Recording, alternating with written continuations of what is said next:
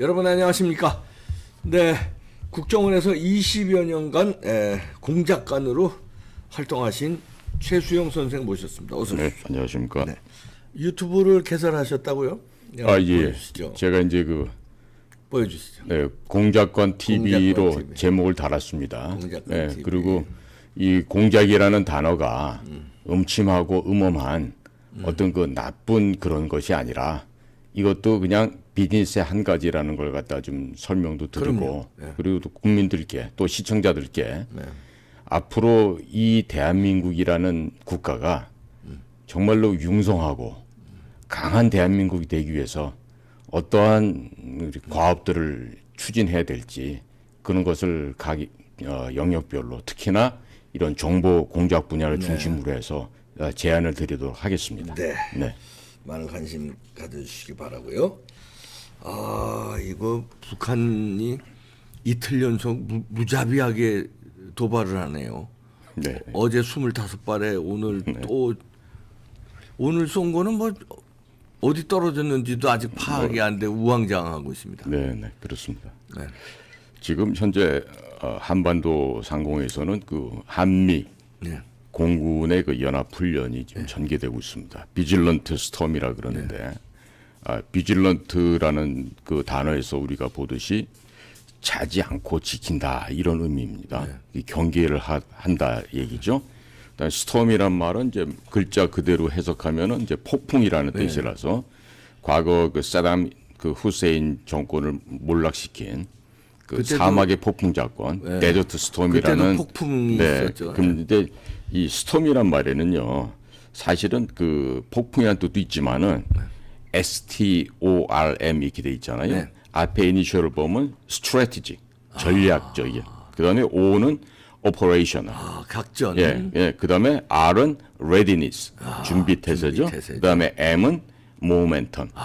네, 이렇게 해서 요것의 사실 풀네임은 이게 지금 원래의 의미입니다. 아, 그 의미군요. 스톰이라는 그러나 이제 이 스톰은 단어 자체로만 딱 들었을 때는 뭔가 공포스러운 폭풍이 몰아요. 예, 강력하죠. 네. 예.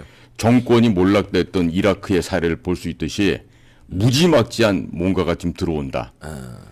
제가 현장에서 뛸 때 네. 북한 사람들을 만나봤을 때 그들의 반응을 보면 뭐 이 남조선 소위 미군의 괴뢰 정권이다 이러면서 이 대한민국을 또 폄하를 하지 않습니까? 네네. 근데 얘네들이 실상은요 미국의 이 가공할 무력에 대해서는 정말 치를 떨면서 겁을 먹고 있어요. 예, 저 우리 PD님 그 사진 하나 좀 올려주시겠어요? 예, 여기 보시면 지금 어제 벌어졌던 그 상황입니다. 네. 북한에서 그 단거리 탄도미사일을 발사를 했잖아요. 네. 근데 우리의 땅, 우리의 바다 이쪽 지역에 지금 떨어졌어요. NLL 넘은 거 처음입니다. 예. 그러니까 속초항에서 한 57km 이격돼 있는 곳인데 우리가 통상 12해리를 우리의 영해라고 얘기를 하죠. 킬로미터 따지면 한 20에서 22km 정도 되는데 그러니까 공해상에 우리 영해인 공해상에 떨어졌다 이렇게 지금 볼 수 있는데 요런 망동을 해도 이제 우리가 지금 있어야 될지 물론 이제 어제 거기에 상응하는 공군기가 가서 이제 미사일 발사한 게 있는데 너무 비싼 걸 쐈다고 이렇게 생각이 들기도 해요. 자, 이런 경우에는 말입니다. 지금 북한 아이들이 이제 저런 짓을 하고 있잖아요. 이게 혹시 오조준 오발일 가능성은 없습니까? 지금 열로 쏠래다가 이게 잘못 날라온 거 이런 거는 없습니까? 지금 보니까 저렇게 정말 발악을 하고 있는데 발악이죠. 발악을 하고 있는데 지금 북한 내부에서 나온 얘기를 보니까 북한은 1%만 잘못 고 자살해요. 나머지는 다 개돼지보다도 못한 노예 생활을 하고 있거든요. 그렇죠. 그런데 이 1%에 해당하는 김정은과 그 떨거지들이 이 국민들을 갖다가 호도를 해야 되는 거죠. 그런데 최근 들어서 사실 코로나 기타 등등의 이유로 해서 국경이 봉쇄가 돼 있습니다. 그렇죠. 그래서 변방부대랑 이런 데서 예전에는 돈을 받고 물건도 밀수하고 이런 짓들을 했는데 지금은 그게 굉장히 힘들어져 있는 막혔죠, 상태고 네. 그러다 보니까 북에서는요 지금 동요 계층들이 생겼어요. 30대, 40대, 50대 즉 결혼 생활을 하면서 자식을 두고 있는 이 아버지 계층들이 이제 슬슬 동요를 하고 있어요. 그래서 이렇게 주거나 저렇게 주거나 마찬가지인데 까짓거 전쟁이라도 한번 해서 남조선 전부 다 먹어보자 이런 생각들을 하고 있어요. 그래서 그런 불만의 소리가 터져 나오니까 내부 단속을 해야 되겠죠. 그리고 내부 결속을 해서 강화를 시켜야 되겠죠. 그렇죠. 정권 유지를 위해서는. 그래서 저런 짓들을 하는데 이것은 북한의 대내적인 상황이고요. 대외적으로는 이런 고체 연료를 통해서 발사하는 미사일은 소위 테스팅 파이어링이라 그래가지고 중국이 하고 싶은 걸 대신해주는 측면이 있어요. 그것도 있겠네. 예, 그래서 이 비질런트 스톰이라고 하는 이 한미 연합 이 작전이 지금 이제 훈련을 하다 보니까 제일 먼저 이 비질런트 스톰 이런 공군 연합 작전은 공중에서 벌어진 훈련 아니겠습니까? 가장 먼저 침투해서 들어가는 비행기가 F-35 같은 스텔스 전투기들이 들어갑니다. 무장 자체가 몸체에 숨겨져 있기 때문에 미사일이 바깥으로도 노출이 안 돼 있지 않습니까? 그러한 스텔스기들이 들어가가지고 북한의 주요 시설을 먼저 다 파괴시켜 버립니다. 그런 경우에는 F-18기로 대변되는 그 그라울러라고 하는 소위 전파 장애를 발생시키는 편대가 있어요.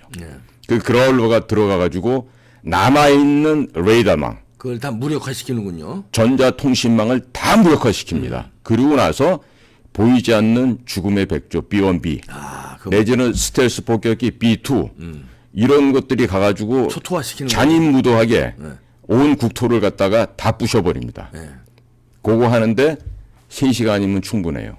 그러니까 이러한 무지막지한 이런 이 비질런트 스톰 훈련을 하다 보니까 북개들은 지금 겁이 나는 겁니다. 우리 개들이요, 센 개들은 큰 놈들은 안 짖어요. 그렇죠. 근데 조그맣고 약한 허약한 놈들이 짖듯이 예. 얘 지금 미사일 쏘고 발광을 하는 게 난 무서워. 제발 좀 가까이 오지 마.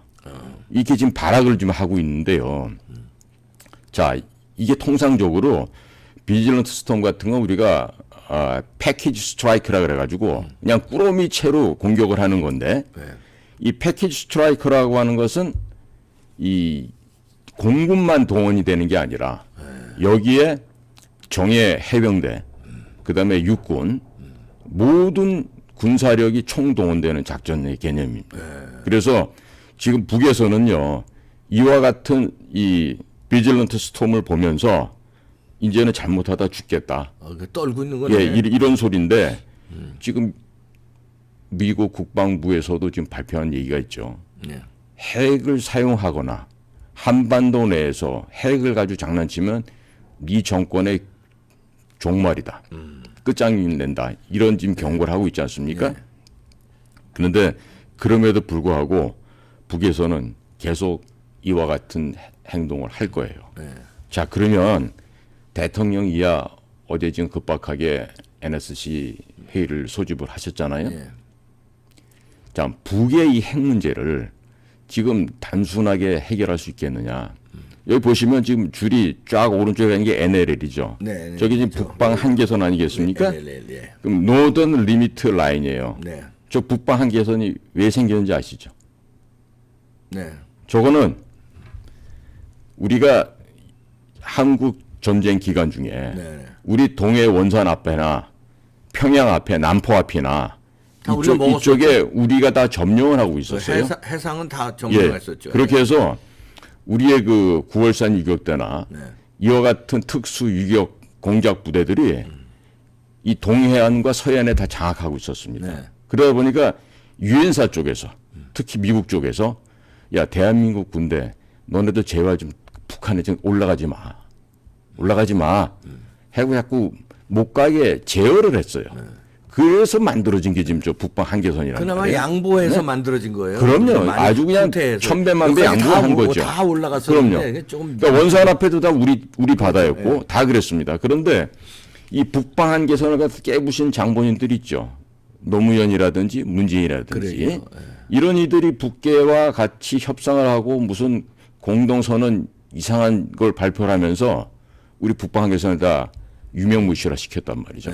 그러니까 저 한계선도요, 사실은 북한을 정말 이 아이러니인데 배려해서 만들어진 선이란 그렇죠. 말이에요. 그나마 그러니까 저거는요, 올라가도 돼요, 우리가. 네? 그리고 이 땅으로부터 12해리까지는 우리의 영해라고 국제법상 돼 있지만 북한의 원산 앞이든 청진 앞이든 함흥 앞이든 12해리 바깥에 벗어나면 뭐다? 공해다 이거예요. 북한이 지네 멋대로 하신 그런 바다가 아닙니다. 그렇죠. 그러면 어제 같은 경우도 대응 미사일을 갖다 쏠 때는요. 네. 서해안에 있는 우리 함정에서 네. 바로 우리 저 현무 미사일을 쏴서 네. 함흥 앞이나 청진 앞에 있는 공해상에다가 떨궈야 돼요. 서해에서 예. 이렇게 건너가서 여기 떨고 그렇죠. 그 얘기는 뭐냐? 우리가 가지고 있는 무기 체계나 우리 국방력이 북한의 땅 어디든지 괴멸시킬 수 있다는 걸 보여줘야 되는 겁니다. 그러니까 비행기에서 우리가 미사일 쏘게 되면 이 바로 미사일이 폭발해서 발사가 아니에요. 보셨겠지만 전투기에서도 미사일이 뚝 떨어진 다음에 미사일이 날아가더만요. 거기서 이제 순항 미사일처럼 거기서 이제 딱 엔진이 점화가 되면서 쥐가 날아가더만요. 쫙 날아가서 이제 타겟을 맞추게 되는데 우리 서해안에 있는 우리 함정에서 해군 함정이 한반도를 통과시키는 미사일을 쏴야 된다고 좀 봐요. 그리고 서해에서 한반도 그렇습니다. 통과해서 이쪽으로 그것도 가요. 기왕이면은 평양 상공을 통과시키는. 예? 평양 상공. 그래서 순항 미사일이니까 야 이렇게 해서. 김정일이 너 이 자식 어디에 숨어 있든지 간에 우리가 언제라도 너를 제거할 수 있어. 그리고 너네가 갖고 있는 모든 무력은 우리 손바닥에 있다고. 그래서 그거를 보여줘야 될 필요가 있어요. 예. 그래서 앞으로는 이런 NSC 같은 회의를 하실 때 단순하게 무슨 공군에서 대응하는 이런 게 떠나가서 북을 갖다가 공포와 전율의 도가니로 만들어버리는 그러한 대응 사격할 필요가 있다. 이런 얘기를 강조하고 싶습니다. 네. 아니 그 원점 타격은 안 되나? 원산에서 쐈으면 그러니까 원산 앞바다 사실은 박사님 말씀이 100번 맞으시죠. 그러니까 원산에 쐈으니까 거기를 그냥 육지를 공격하기 그러니까 뭐하면 원산 바로 코 앞바다에 그냥 빡 꽂아버리면 원산 앞에 12해리까지는 북한 바다라고 하면 13해리 앞에다 쏴버리면 될 거 아니에요. 딱 떨어뜨리면 시꺼멀 거 아닙니까? 그러면 그래서 그런 걸 해야 되는데 네. 이게 아직도 보면 우리가 막강한 군사력을 갖고 있으면서도 이걸 제대로 활용 못한 측면이 있어요. 그래서 자 그러면 우리는 모든 걸 할 때 병이 나도 네. 그 대응 처방해서 날 게 아니라 근원을 갖다가 그렇죠. 근본을 치료해야 그래 되듯이 이제 진짜 치료지. 그럼 북에서 맨날 저 쏴야 되는 저 미사일 제거하기 위한 방법을 제가 다시 한번 말씀드릴게요. 이스라엘의 사례를 예를 들어 봤을 지난번에도 이라크 시리아 걸 부시는 걸 설명드렸는데 북은요 1%에 해당하는 그 소수의 무리들이 무역 일꾼이다 외교관이다 뭐 여러 가지 정찰 천국이다 해서 그 가업으로 이어받아서 지들끼리 주고받고 이렇게 결혼도 그렇게 하고요. 그러면 해외에 나와 있는 북한의 외교관, 무역 일꾼, 그 포소 공작 요원들 이런 것들을 북한이 해외 공작할 때 쓰는 것만큼만 쓰면 우리가 포섭을 할 수 있어요. 그런데 우리는요, 제가 지난번에 말씀드렸죠. 우리 문재인 정권에서 국방 예산이 54조 6,112억 원이었는데 그걸 365일 나눠보면 하루에 한 146억 원 정도 된다고요. 그러면 그거 한 달치 내지는 보름치만 갖고 공작 우리 자금으로 쓰면 공작 자금으로 쓰게 되잖아요. 북한 애들을 다 포섭할 수 있어요. 그리고 포섭한다 그래서 그거를 바깥으로 드러내면 안 돼요. 걔네들이 3년 4년 근무하고 나왔다 다시 평양 들어가잖아요. 내버려 둬요. 또 다시 나올 때까지 또 묻어주고 이렇게 해서 그 1%를 전원 다 대한민국의 협조망으로 만드는 거예요. 그렇게 해서 하시라도 명령만 떨구면 독사를 시키던 걔네들이 사고를 가장한 사망을 조장을 하던 이렇게 해야 되는데 그런 작업은 장기간에 걸쳐서 해야 됩니다. 그렇겠죠. 그런데 이 좌파 우리 종북 좀비들이 예. 늘 북을 찬양하고 떠들지만 이 우파에 있는 사람들 반성해야 될 부분이 있어요. 뭐냐? 지금 이렇게 어지럽고 북이 날뛰고 해도요. 모든 거는 어떻게 생각하냐면 야 대통령이 잘해야지. 뭐 이따구 소리들 한다고. 그러니까. 특히나 그 여의도에 있는 국계애들. 그러면 대통령이라 그래서 그 모든 걸 다 책임질 수 있을까요? 북한의 핵 문제를 그러면 그러면 장관이 뭔 필요가 있고 수석이 뭔 그러니까. 필요가 있고 무슨 뭐 그래서 군 사령관이 뭔 필요가 있습니까? 그래서 이와 같은 북한의 1%에 해당되는 저 아이들을 포섭을 하는데 포섭하고 들여보내고 다시 또 로테이션해서 다른 놈들이 나오면 또 포섭하고 이런 식으로 해서 준비를 했는데 이 작업을 예. 이 비밀 작업을 계속 진행을 해 왔어야 되는데 네.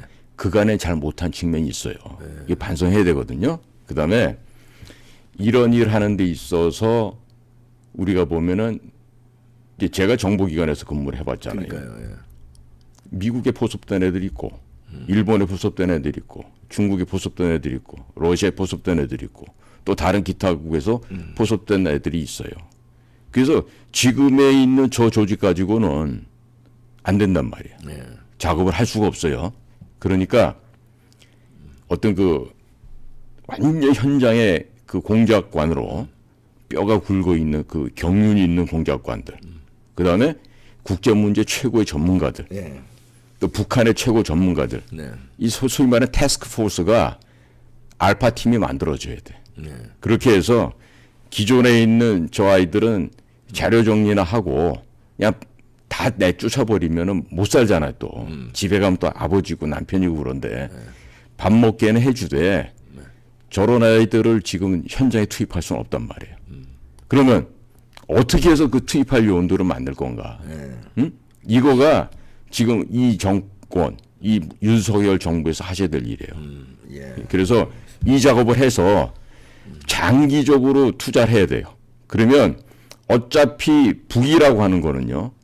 미국이 한 서너 시간 안에 다 괴멸시킬 수 있는 한 줌거리도 안 되는 것들이지만 저것들을 놔야 되는 필요가 있어요. 왜? 미국이 지금 로이드 오스틴인가요? 지금 미국 국방장관. 네. 며칠 전에도 발표를 하셨는데 그 양반도 미국의 주적은 러시아가 아니라 중국이라고 분명히 규정을 하고 있어요. 그러면 미국이 바라보고 있는 주 타켓 중국이란 말이에요. 네.